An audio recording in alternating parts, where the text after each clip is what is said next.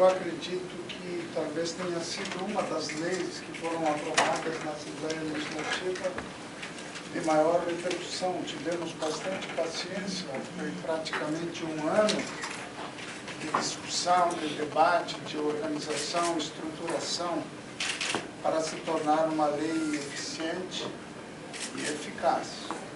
Mas, ao saudar os secretários, na pessoa do Jacine e na pessoa dos dirigentes de todas as instituições da segurança pública, começando pelos colegas secretários da administração, do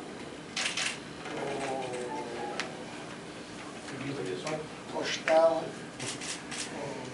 o Celinho, chefe de gabinete, mas começando pelo Detran, pelo chefe de polícia, o subchefe da polícia, que eu vi que estava aí também, e do comandante da Brigada Militar, Antônio Freitas, e vou chamar o Kleber de Miller, e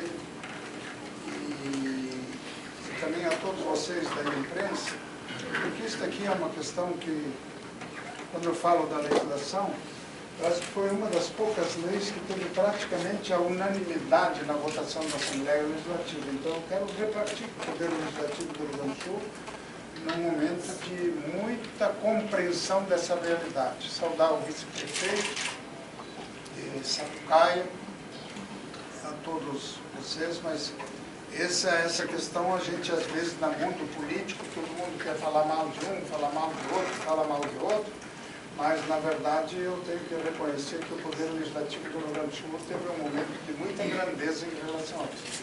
Talvez a sociedade nem se deu conta ainda da importância que tem essa legislação. Nós tínhamos percebido em vários estados do país algumas iniciativas nesse campo. Acho que o primeiro foi São Paulo, que teve alguma coisa, mas agora eu já estou sabendo que São Paulo deseja buscar reforço na legislação e nos procedimentos do Rio Grande do Sul. Mas aqui eu quero dizer que o que vale é a integração dos órgãos de governo.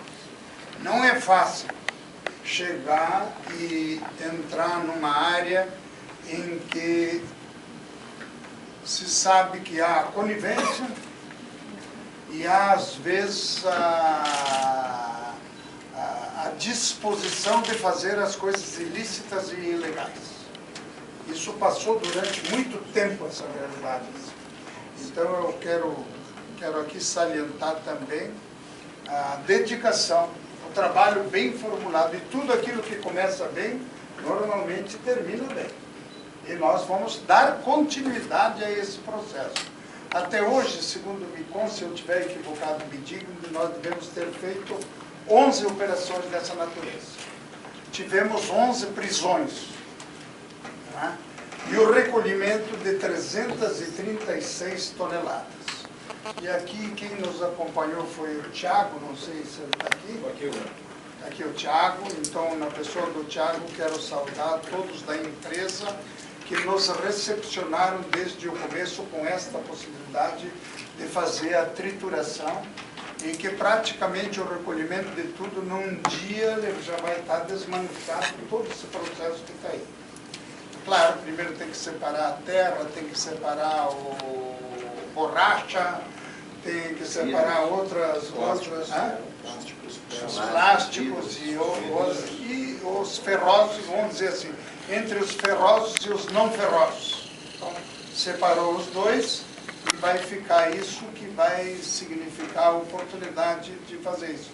A legislação que foi aprovada, quem for apanhado nessas circunstâncias, tem 5 dias para fazer os recursos que são necessários para poder se garantir. Aqueles que, porventura, amanhã ou depois, ganharem alguma ação judicial, ou recorrerem a ele, vão ganhar exatamente aquilo que se pagar hoje, ou que nós recebermos por aquilo que for destruído, triturado, desmanchado e colocado e transformado em outro metal. Em sucata, ou metal, sei lá, ferro, ou aço, ou o que for. Tá? Então isso eu preciso dizer. O restante, aquilo que não for acolhido, e que não tiver recurso, vai permanecer, então, nas mãos do próprio Estado. Por outro lado, dito isso, sob o ponto de vista de os estabelecimentos que foram fechados também foram em número de 11, né? E devo dizer que 10 foram em Porto Alegre e um em Gravataí. E isso vai se estendendo agora aos poucos. Nós precisamos aprender com isso, nós temos humildade também de reconhecer, e todo mundo aqui já sabe da minha opinião, que agora, nessa primeira etapa que nós fizemos aqui, que julgamos muito bem sucedida pela capacidade de todos os organismos e da integração e de outros órgãos externos que ajudaram. Inclusive a prefeitura, vamos destacar aqui as prefeituras, porque foram duas que estiveram envolvidas. E outras que estão se preparando, porque isso vai ter continuidade, não apenas em Porto Alegre, ou na grande Porto Alegre, mas também para o interior do Estado, especialmente aonde se detecta que tem estas irregularidades ou estes ilícitos. Já solicitei ao secretário, que deve conversar inclusive com a FAMURS, para que tenha muito cuidado com os licenciamentos e os alvarás concedidos pelas prefeituras, para que não haja facilidade na obtenção de regularidade no início dos estabelecimentos dessa natureza.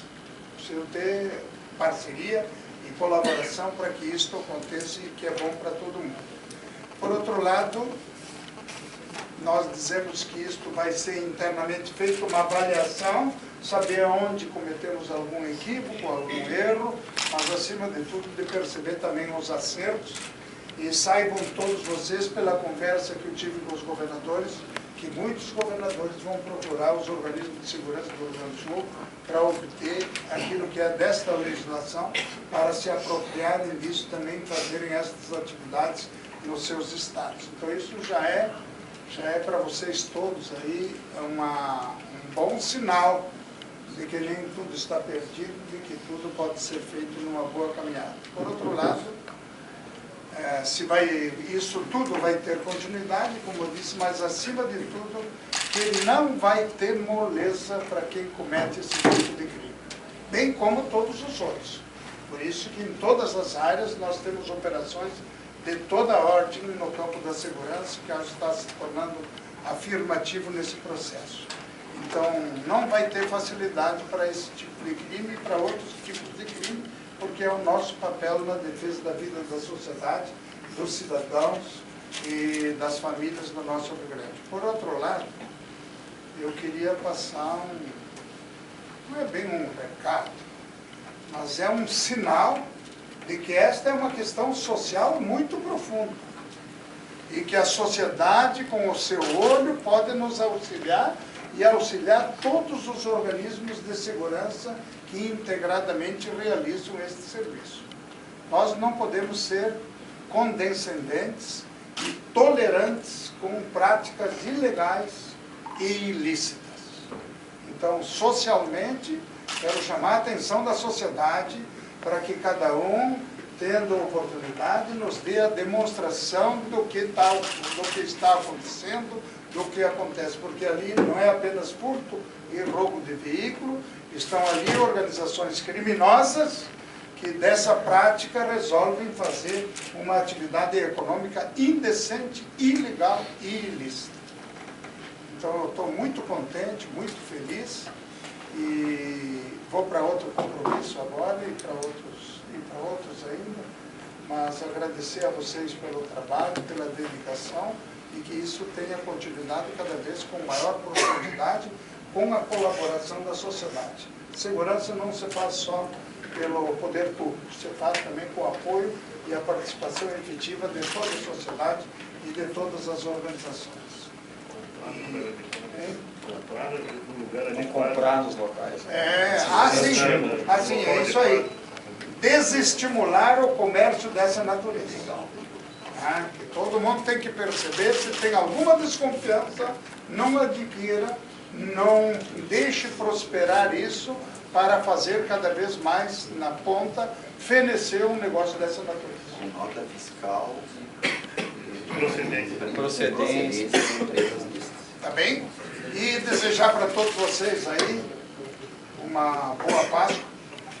Afinal, a Páscoa, segundo o preceito religioso e cristão, independentemente da confissão religiosa de cada um ou da missão de cada um, a ressurreição é o que nós desejamos nesse processo, das coisas ilícitas para coisas normais, legais e positivas. Como alguém diria, das coisas que nos levam a coisas ruins para construir realmente coisas boas. Tá bem? Uma boa Páscoa para todo mundo. Muito obrigado. Tá? E o pessoal aqui vai estar à disposição de todos vocês para isso. Governador, feliz Páscoa para o senhor e para a sua família. Obrigado. Mais uma pergunta, se me permite. Tendência de parcelamento do salário esse mês? Nós nem começamos ainda o processo de reconstrução do período anterior. Nós tivemos, até não vou me negar a falar sobre isso, nós tivemos durante todo o ano de 2015, desde o primeiro dia, procuramos pagar em dia todo mundo. Fizemos o esforço, deixamos para trás fornecedores, credores, prefeituras e até organizações de saúde, que depois conseguimos renegociar com prefeituras, com hospitais filantrópicos, com todo mundo. E renegociamos com as prefeituras, inclusive o pagamento de 2014 que estava atrasado, uma parte de 2015, e hoje ainda parece que anteontem foi pago uma parte, mas ainda devemos alguma coisa para as prefeituras, que nós renegociamos os atrasados em 2 anos, com os hospitais filantrópicos em 3 anos. Não se pode dizer nada, porque nós precisamos ver como é que evolui a receita. Gostaria, evidentemente, que a economia nacional ela prosperasse numa outra direção, que nós tivéssemos uma economia ativada, que nos ajudaria a ter recursos. No ano passado, nós perdemos mais de R$1 bilhão de decréscimo, e este ano, pelo menos, o seguinte, com a mudança da planta do ICMS, tenho certeza que os municípios, pelo menos, garantem ter uma arrecadação, se não muito diminuída, pelo menos em condições normais, o que garante lá nas comunidades a manutenção da sua vida econômica, social e atendimento das políticas públicas que possuem. Eu não posso adiantar absolutamente nada, porque espero que a economia se reative, que a arrecadação cresça e que nós possamos fazer aquilo que nós desejamos desde o segundo dia. Tenho certeza que nós procuramos arrumar a nossa casa, colocá-la em dia, porque para nós a busca do equilíbrio financeiro do Estado do Rio Grande do Sul, para nós é uma pauta altamente positiva, não é negativa. Alguns acham que era negativa, mas hoje eu estou vendo, quem não acreditava lá em janeiro de 2015, de que o Rio Grande do Sul estava fazendo pirotecnia, estava vendendo ideias esparsas, hoje me parece que todo mundo está consciente de que todos os estados brasileiros têm problema. Espero que o projeto que foi encaminhado ao Congresso Nacional a respeito das dívidas dos estados e aos municípios tenha uma boa receptividade, mas, acima de tudo, para nós ele não resolve a situação financeira do estado do Rio Grande do Sul. Se para quem tem uma expectativa nessa renegociação ela não é o suficiente para nós, nós vamos continuar lutando e defendendo os interesses do Rio Grande do Sul em todas as frentes, porque é uma maneira que é minha obrigação como governador, junto com a minha equipe, de defender os interesses do Rio Grande do Sul.